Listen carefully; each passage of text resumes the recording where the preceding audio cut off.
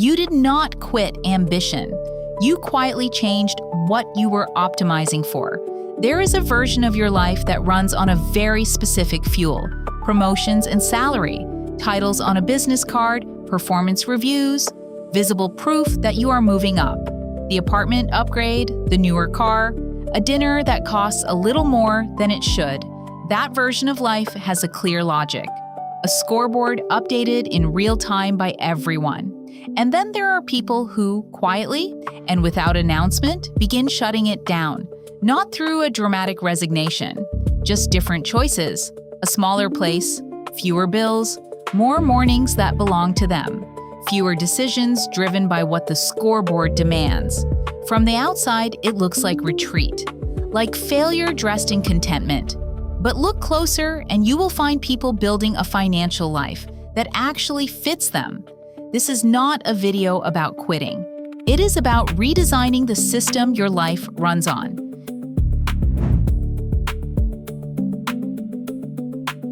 To understand why some people eventually step off, you first have to understand why almost everyone stays on. The system is not a crude trap. It is a precision instrument built to deliver exactly what the human brain finds rewarding. A promotion does not register as paperwork. It registers as a signal of elevated standing within the group. Those circuits once tracked who had resources and protection in a physical community. Now they track your position in a salary bracket.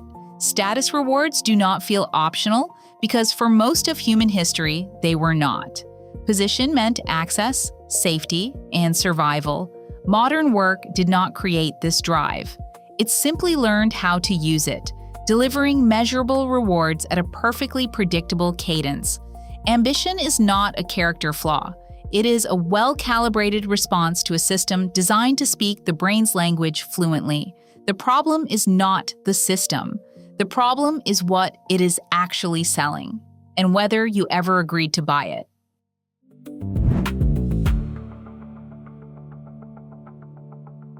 At some point, the salary begins to increase, and a mechanism quietly activates that most people never notice until they are fully inside it. The raise arrives, and the life expands to meet it. A better neighborhood, a car payment that reflects the new income level, a higher baseline at restaurants. Subscriptions accumulate. Social expectations adjust upward to match the new circle around you. None of these individual decisions are irrational. The problem is their combined effect. Fixed costs grown to fill the available income. The raise that was supposed to create breathing room has instead created new obligations. It became the new floor. Every upgrade is also an anchor.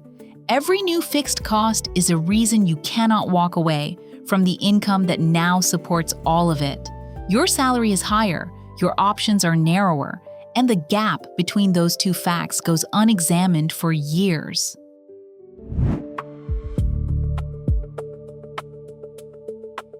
There is usually a period where the body begins sending signals before the mind is ready to receive them. It can last for years. It does not arrive as a collapse. The inbox at 7 in the morning feels heavier. Sunday evenings carry a weight that was not there before. Sleep becomes lighter and less reliable. Attention shortens. Being present in a non-work conversation requires more effort than it once did. Health costs appear in places that do not show up on a performance review. Stress symptoms, chronic fatigue, relationships running on empty. These are not signs of weakness. They are data. The body keeps accounts the salary cannot see, and those accounts eventually come due. What makes this phase dangerous is not the burnout itself. It is the delay between the signal and the response. The rewards keep arriving on schedule, another quarter, another milestone, and that timing makes it hard to conclude the system itself is the problem. The income has grown, the lifestyle grew with it, the fixed costs now require that income, and the body is already sending its own separate bill.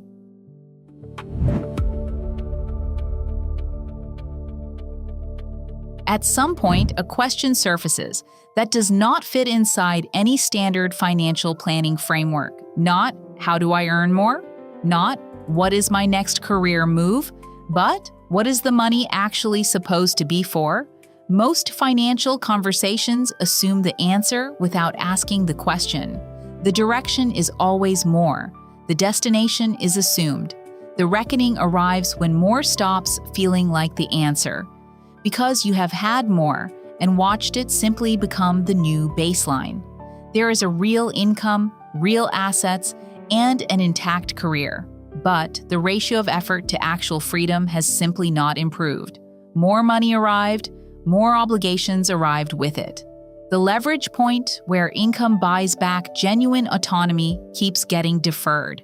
The reckoning is when someone stops asking how to accumulate faster and starts asking what accumulation is supposed to produce. That shift from optimizing for status to deliberately designing a life is the hinge on which everything else turns.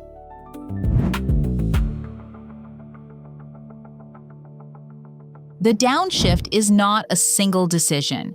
It is a series of structural changes made over time, usually without any public announcement.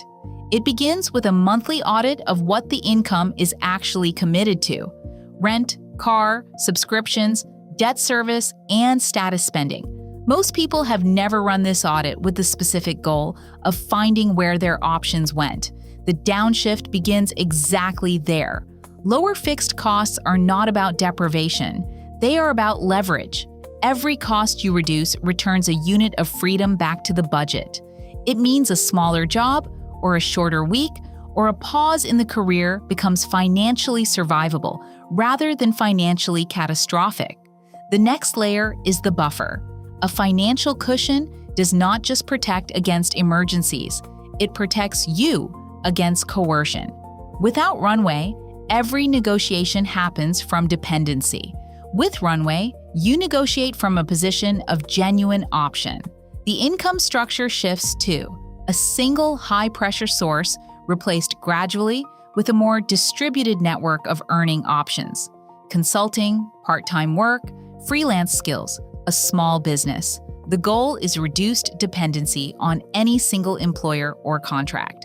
Spending on status markers drops. Spending on time, health, and actual quality of experience often stays the same or quietly increases. This is harder for some people than others. Debt changes the math. Dependents change the timeline. Healthcare access matters enormously. But lower fixed costs, more cash buffer, and flexible income are accessible at more income levels and life stages than most people assume.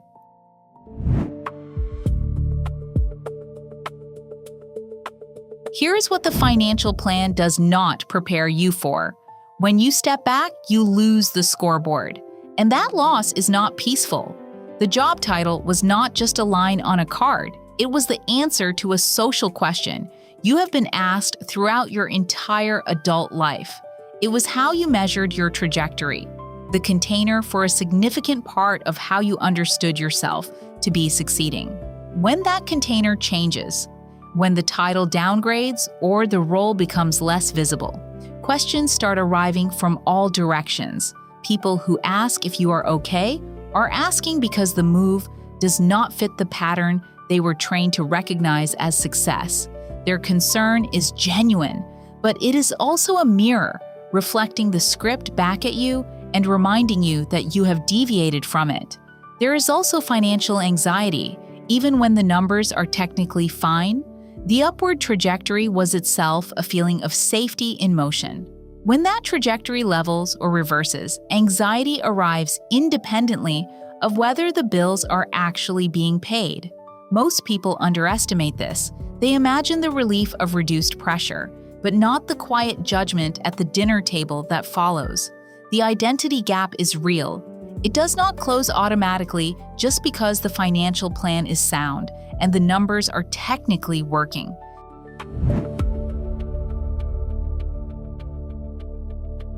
The people who successfully move through the identity gap do not abandon measurement. They replace one set of metrics with another. The old scoreboard tracked visible achievement, title, income tier, career velocity. It was public, legible, and updated by the system. The new scoreboard is private, self-constructed, and requires no external confirmation to function. It measures entirely different things. How much of your time is actually yours?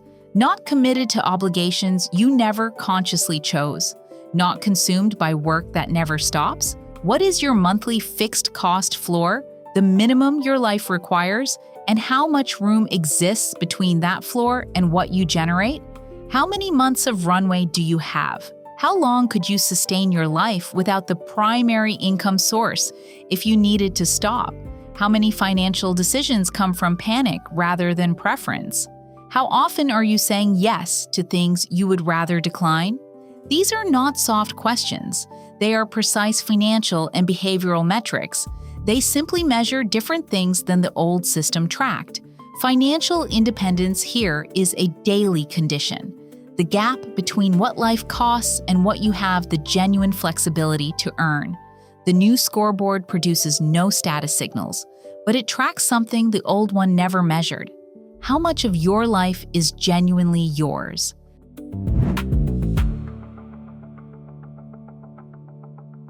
The endpoint of the quiet exit is not escape from work. It is the construction of a life system that is structurally harder to trap. The elements of this system are practical, not philosophical. Each one reduces your dependency on any single pressure point or income source. Fixed costs kept structurally low, not as a temporary frugal phase, but as a permanent gap between what you earn and what you require. A buffer large enough to remove coercion. Enough runway that a difficult manager or a market shift does not mean you must comply. Income distributed across more than one source. Skills kept active. A professional identity that can be deployed in more than one direction. A definition of enough deliberately chosen. Not a cultural default, but a specific number. This is what my life costs when it is good. Boundaries around lifestyle inflation. The practice of letting income grow without automatically expanding the cost structure to match. The person here may still work hard. The departure is not from effort, but from the fear that stopping for any reason would trigger a collapse. The difference between choosing to work and working, because your costs demand it. That gap is what the quiet system is designed to create. It does not have a visible finish line. It does not generate a LinkedIn announcement. And it is not dramatic by design. But it produces something the old system was never designed to deliver, a life that does not depend on the race to stay intact.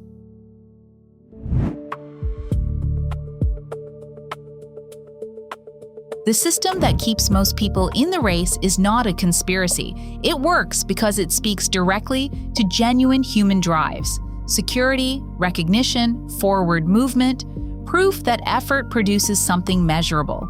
These are real needs, not manufactured ones. But the system has a design flaw it does not disclose. The scoreboard keeps moving. The baseline never stops resetting. The raise becomes the new floor. The title becomes the old title. The finish line stays perpetually ahead of wherever you currently are. The quiet exit is not a rejection of ambition. It is a reassignment toward a structure you actually designed and chose to live inside. Lower fixed costs, more financial runway, more income flexibility, fewer obligations that were never consciously chosen. That redesign is not easy. It removes the scoreboard and leaves an identity gap the financial plan does not automatically fill.